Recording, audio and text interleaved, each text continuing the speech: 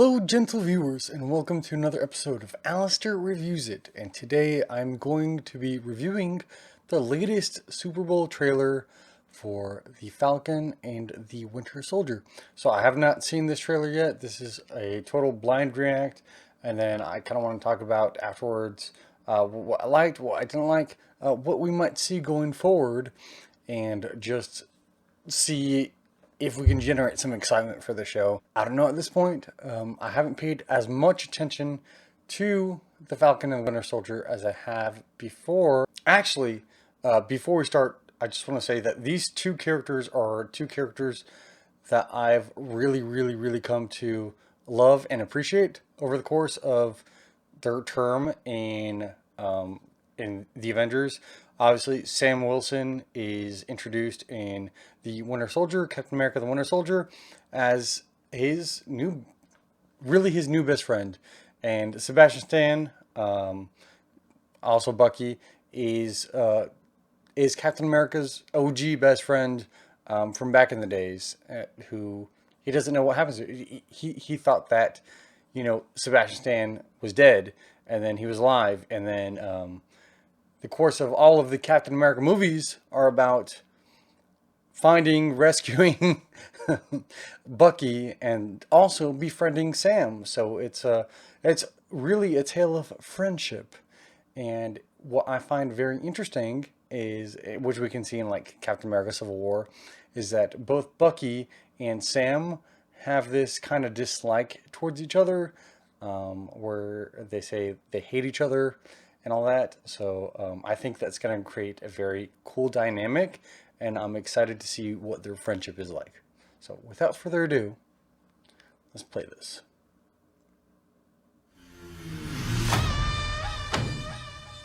So, who would like to start? Mr. Barnes, why does Sam aggravate you? 15 seconds to drop. So what's our plan? There's no plan?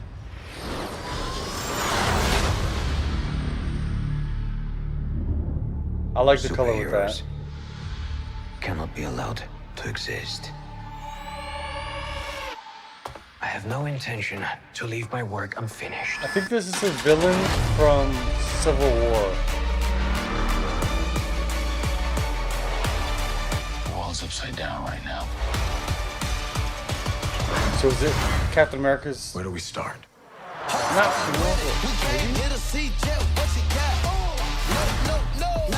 Buck, I have a plan. Oh, yeah? What is it? Is you ready? Oh. Here we go again, huh? We've been grinding hard on Agent Carter. Take that from us. Are you ready? Is you ready? You said you ready. Ready? Is you ready? Are you ready? Is you ready? I love these scenes with the Falcon.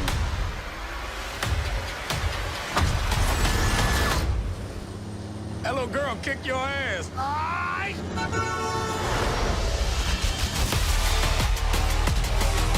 Look at that maneuverability. See? That wasn't so hard. Are you ready? Is you ready? Okay. You say you ready. What are you doing? Staring contest. Are you having a staring contest? Are you ready? Is you ready? Just blink. Sweet Jesus. I mean, how old are you? Well, Bucky's like over 100 or something. Well, almost. Pushing on. So, wow. So my husband and I have been reviewing WandaVision episode by episode, and we have been completely loving it. But the only thing that I think that's missing right now, and I'm not saying that we're not going to get it, because it kind of feels like we're going to get it, is action. So I definitely think that WandaVision is going to have a lot more action towards the end of the series, whereas the 6 episodes scheduled for the Falcon and Winter Soldier are going to be action-packed. It's going to be like a Marvel movie that's spread over 6 episodes, and I'm very excited for that. I'm very excited for the stunts. I'm very excited for the choreography that they have.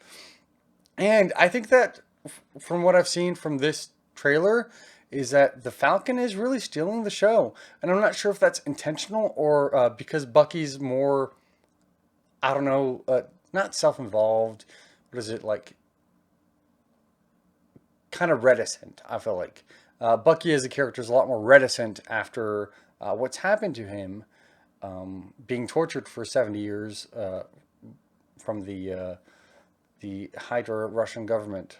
So I think that this will definitely satisfy with Marvel fans in terms of the action they've been craving during WandaVision. WandaVision has been superb and has been very, very, very different from what we've experienced in the Marvel Universe. And I think that this kind of brings us back to the Marvel Universe and what we are used to getting from these films. I'm actually really curious about the budget for these shows because I know WandaVision had like more VFX than Infinity War or something. And this show, just watching the trailer, you can tell that they had so much money befunneled into these 6 episodes that it's definitely movie quality money. And we've been waiting for so long for Disney Plus to kind of reap what they sowed. You know, like Disney Plus has promised so much, and now during the pandemic, they've finally been able to provide some of what they've been promising. And I can tell the money and the talent they've put into the show. I do want to mention that all 6 episodes are directed by Carrie Skogland, who is known more for The Loudest Voice, The Sons of Liberty, Shattered, 50 Dead Men Walking. More of a less known director, but that's very, very on brand with Marvel to bring directors in that don't normally do this and really find really incredible new talent. So I'm very excited about what she is bringing to the table for us. I do want to say that Emily Van Camp, if you haven't seen her show, what is it called? If you haven't seen her show Revenge, it gets... So there's definitely a story arc in Revenge, and if you keep it continue on, it's not the best, but she does so good in Revenge. She did so well in that show, and I've always been excited to see her as Agent Carter, as the new Agent Carter, and I'm very excited that we get this badass woman in between the Falcon and the Winter Soldier, you know? And then I'm also very excited to see what we have in terms of Sam Wilson's background, because we've covered so much of Bucky's background, and because a lot of what he's done has been very interwoven with what Steve Rogers Captain America has done, but we haven't really explored Sam Wilson beyond what we see surface levels in the beyond what we see surface level in the movies. So, and I'm kind of curious about how Sharon Carter is going to be introduced in here, because last we saw her, if I recall, was in Civil War, where she gave Falcon and Captain America back their weapons, effectively stealing it from the CIA, because I know that she was a SHIELD agent, and then she was a CIA agent, and she committed treason. So how is she going to fit in amongst this group, or is she going to be a separate vigilante? How is that going to work? And I'm really curious about how those 3 are going to operate. I am very excited. So I want to talk briefly about the elephant in the room. And yes, I am talking about Stucky. Stucky is the fan shipping of Steve Rogers and Bucky Barnes, and the absence of gay characters to identify with within the MCU, of which we have no blatantly on-screen confirmed gay characters. I know the Valkyrie's been said to be confirmed outside of the screen, but we haven't really seen that. People have taken these 2 characters and shipped them. I think it's very important to acknowledge both sides of the Stucky coin. While Captain America and the Winter Soldier are not canonically homoromantic in the MCU, shipping these characters is completely and totally valid. I mean, I would even argue that in some ways there's been a lot of queer baiting between those 2 characters to keep queer people very involved into what happens. I mean, if one of those characters had been of the opposite gender, wouldn't they have been the love interest?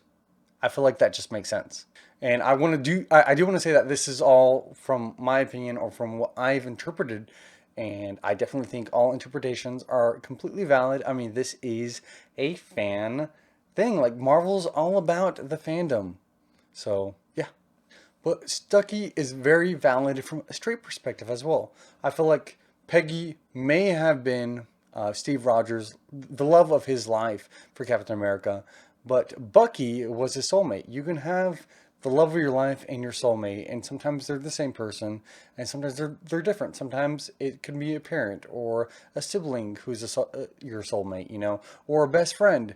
And sometimes it's the actual love of your life, and it all changes for different people in different times. So I believe, in my opinion, that Bucky at least was Steve Rogers' soulmate. So Stucky is the largest ship for the Marvel shippers. I know that there is some, what is it, Brony? Not Brony. Stony. I think there's some Stony with Tony and Steve, but it's never been as big as Stucky.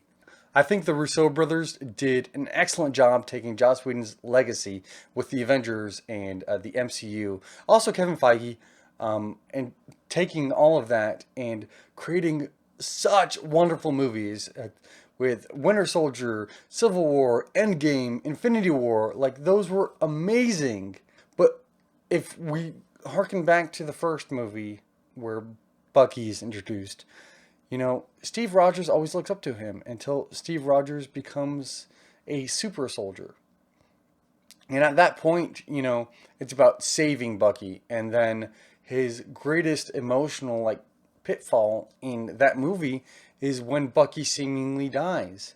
And War Machine even questions him, why did you not jump out of the ship? Why didn't you jump out of the airplane as it was going down? You could have done that. And Steve Rogers doesn't answer him. And I think that at that point for Captain America, he's done. He's given everything. He's given his best friend towards this cause. And it just feels like for him a finale. And I think that's very telling in terms of what kind of close relationship Bucky and Steve had.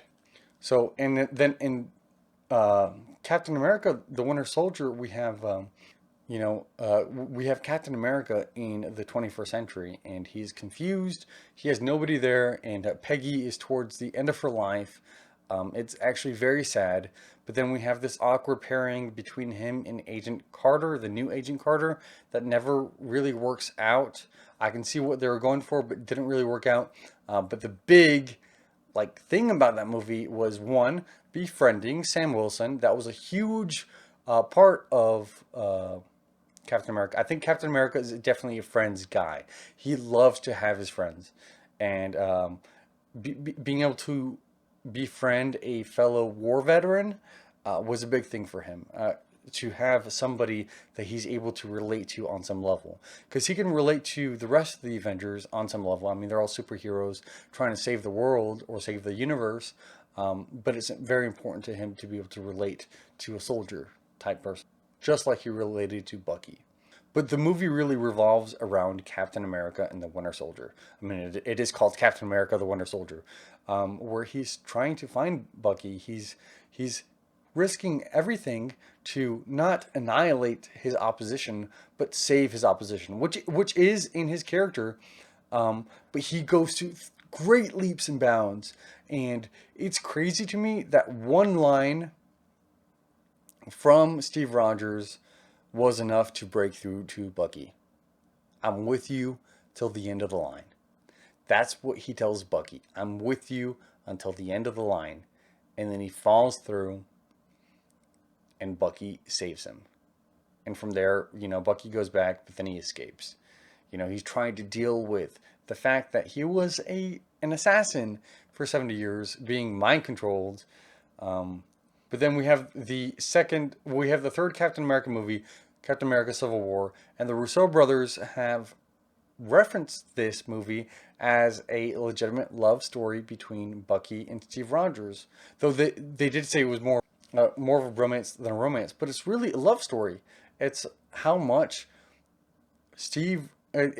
Bucky really means to Steve Rogers. I think Steve Rogers took a lot of leaps and bounds almost outside of what we would consider to be his character in order to save Bucky. But then we also have to keep in mind that his entire story arc has involved Bucky. This actually made sense after the fact. Here's a quote from the Russo brothers. What's fascinating about the Cat Bucky story as well is it's a love story. These are two guys who grew up together, and so they have that same emotional connection to each other as brothers would. And even more so because Bucky was all Steve Rogers had growing up. And right now, in this world, Steve is all that Bucky has. I mean, Steve took on fighting the world for Bucky. He took on fighting the Avengers and eventually went into hiding because of it. Okay, so this brings us to Infinity War and Endgame. And there were no significant scenes between these two. I think they had a love scene and then they're within scenes together. And I know that when Bucky phased out with the blip, the last thing he did was call his friend's name.